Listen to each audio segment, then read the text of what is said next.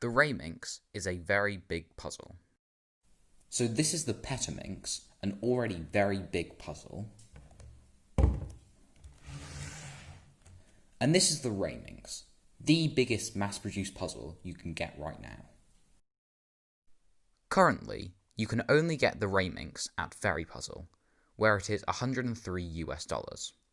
But I recommend getting it pre-stickered and getting an extra set of stickers, which makes the price $126 US, or around £100. They do have free shipping though, so you won't need to pay more than the price of the cube.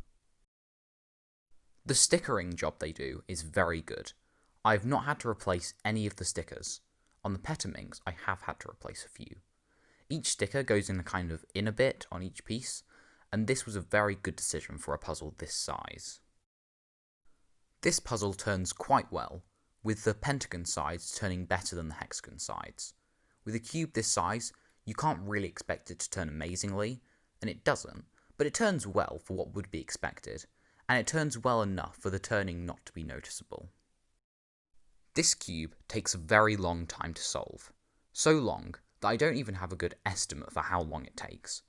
It is helpful to think about what you are reducing it down to. With a 10x10, you reduce it down to a 3x3. With a Rayminx, you reduce it down to a Megaminx. With a Rayminx, you reduce it down to a Tutminx, a still huge and complicated puzzle. It is a very complex solve, and a long one.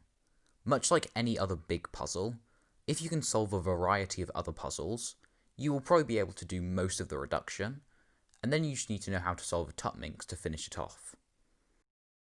The hexagon faces are particularly frustrating, as you have to turn them twice, or else you break the puzzle, so you have to plan ahead a bit, making sure everything works with the double turns.